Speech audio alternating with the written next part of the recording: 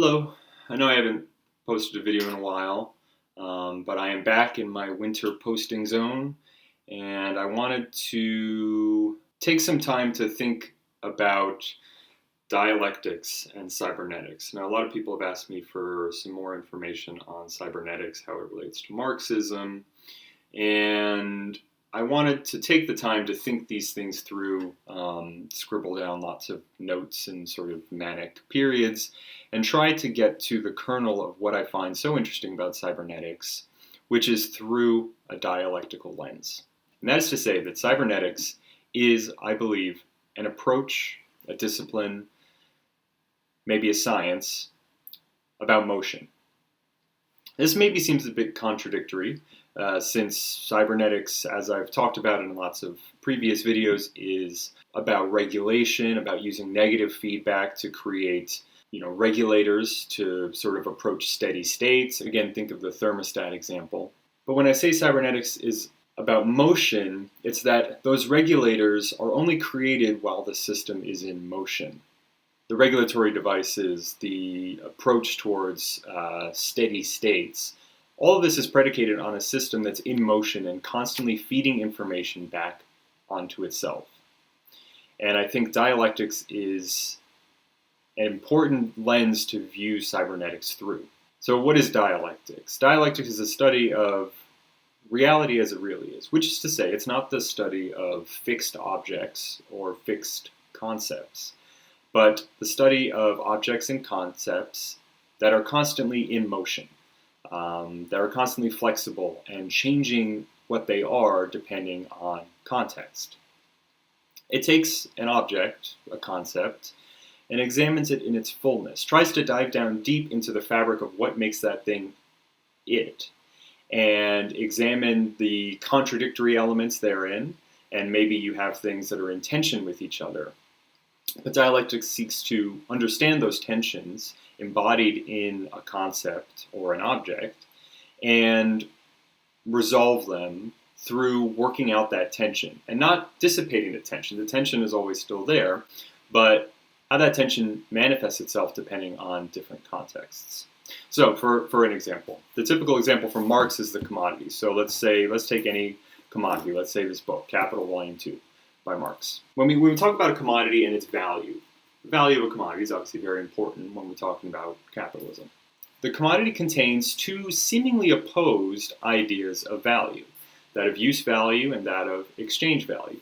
Now, this book has an exchange value because I bought it. I bought it from someone for $10, and for that person, $10 was the value of the book, and I also, as a buyer, said, okay, $10 is the value of this book. The use value for that other person was basically non-existent. They didn't need the book anymore, so they sold it to me. For me, the use value is quite high. In fact, now that the book is in my possession, I don't plan on selling it because, well, one, I'm reading it, and two, I like it as a sort of reference manual. I'm going to keep coming back to it. And so the exchange value is now kind of collapsed on this book because it's kind of off the market, right? I don't plan on selling it. No one is going to be buying this specific book. But this book, throughout its life, has sort of this tension between the use value and its exchange value has constantly fluctuated depending on the context. This book, over its lifetime, has moved through many different periods of many different exchange values and many different use values. So depending on the context, the value of the book changes. We can also apply dialectics to circuits. And let's take the example of the surge slope generator. Sure, looking at the slope generator, you see a very flexible circuit, one that can perform a whole range of different tasks depending on how it's patched. But it's also not just how it's patched, but how it interacts with other elements in the patch that determine what the slope generator does. The slope generator is updating how it behaves depending on the context that it's in. And it is this flow of current, in this case, through the slope generator and through all of the other things that are connected to the slope generator.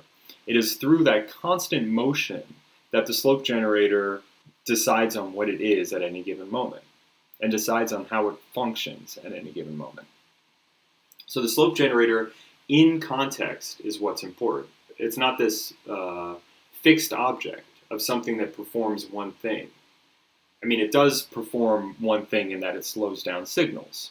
But what that means in the context of a patch is constantly changing depending on the circuits around it. You could say that it updates itself depending on the social fabric of the synthesizer. So dialectics is the study of motion. And I contend that cybernetics also is the study of motion. If we take the example of capitalism, because this is a video about Marx, capitalism is about motion. Capitalism doesn't work if there's no motion in a system. So the basic circuit of capital, for example, is a capitalist has money. They take out the money and put it into use as capital, buying means of production and labor power to produce a commodity. That commodity is then sold for some money and some surplus value. That money and surplus goes back into the input of the production process as a new round of capital, and the production process continues. This is a feedback loop. And capitalism only works with this feedback loop. Capitalism only works as there is constant flow in this loop. We understand very well that there are certain blockage points in the capitalist process, and when you block off those production points, capitalism comes to a crisis point. Those blockage points could be labor power, could be, strikes to put a block in the acquisition of labor power. Those blockage points could be the problem of realization, the problem of selling the commodity for money if there's no market. That's a very real blockage point in capitalism. Just for a recent historical example, think back to September 11th, when all of a sudden no one was buying anything. And a couple days after September 11th, everyone got on TV and said, pull out your credit cards, come on, we gotta buy things, right? Capitalism reached a crisis point because people weren't consuming things, because they had other things on their mind, they were scared, and no one was buying anything. And this was a real crisis point for capitalism, because without that motion, when the flow of motion in the capital system slowed down or even stops, the whole system is in very, very deep danger. And cybernetics as well is the study of flow. Again, capitalism, we're talking about this feedback loop.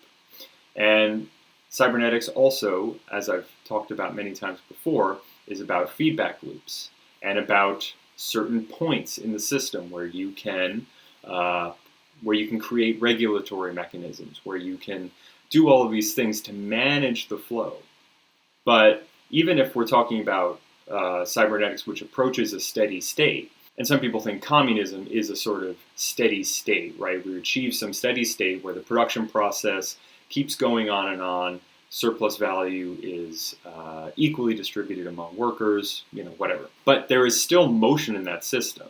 The system is all predicated on motion. The steady state itself, these regulatory devices only work if there is information, if there is current flowing through those devices. They only work with motion. Without motion in the system, they stop and they can't regulate anything. So as we look forward to socialism, for example, maybe socialism is a question of deciding what to do with the surplus value, how to equally distribute it among workers. Maybe socialism has to go further and is a question of destroying this cycle altogether. Maybe socialism has to go even further than that and destroy the whole concept of value, the whole concept of market exchange. But to say socialism is one thing, to define it a priori, is fundamentally to ignore everything we've learned about dialectics. But to define a priori what socialism is, what form it takes, is to deny the weight of history and context that brings every society to its own present moment. And as socialists, we have to be open enough, think deeply enough, and see clearly enough to be able to recognize new emergent forms of socialism when they appear, and most importantly, to take action and to reach out and grab those new emergent forms when they show up and do what we can to bring them into being. What do those new emergent forms look like? It's hard to say. It could be something like worker co-ops or Soviets. It could be something like Allende's managed cybernetic economy. For more recent examples, it could be something like the Zapatistas in Chiapas, who have achieved something that works in their context through land redistribution and a sort of worker co-op network. It could be something like Rojava in northern Syria.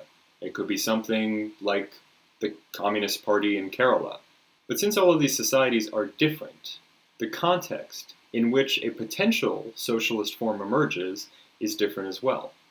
And it's up to us to recognize those different forms and fight for them.